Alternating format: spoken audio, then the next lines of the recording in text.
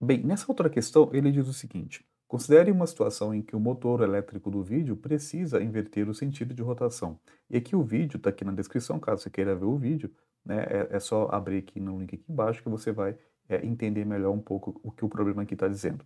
E aqui a pergunta é: qual dos métodos a seguir pode ser usado para atingir esse objetivo? Ou seja, a gente quer o quê? Que o motor aqui no caso, que o motor elétrico inverta, no caso, o sentido de rotação. Então, quais são as condições para que o motor inverta, né, aqui no caso, o sentido de rotação dele? Vamos ver aqui alternativa por alternativa para ver o que que ele diz. Aqui no item A ele fala: aumentar a intensidade da corrente elétrica que passa pelo motor.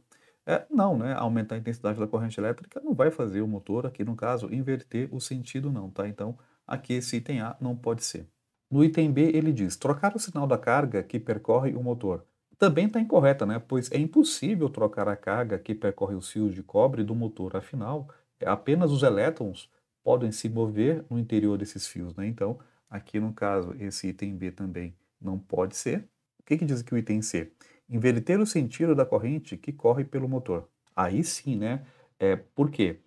Quando a gente troca, né, o sentido da corrente elétrica, invertem-se as forças magnéticas que agem no motor. Então, como a gente inverteu, né, aqui no caso, vai inverter também aqui no caso a força magnética, e aí vai inverter aqui no caso o sentido de rotação do motor, tá? Então, a única possibilidade que a gente tem de fato é fazer isso, né?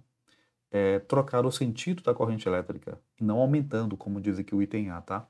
Mas vamos ver aqui as outras para ver o que que ele diz. O que que diz aqui o item D?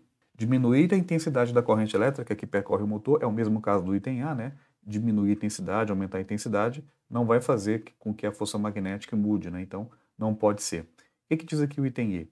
Não há uma maneira de inverter o sentido de rotação, pois o motor elétrico sempre se moverá no sentido horário. Errado, né? Então, aqui a gente percebe claramente que quando a gente inverte o sentido da corrente, a gente altera lá, no caso, né, a força magnética que acontece lá dentro do motor, e aí é assim que a gente inverte, tá? Então é possível sim, e aqui a única correta seria a alternativa C mesmo, tá bom?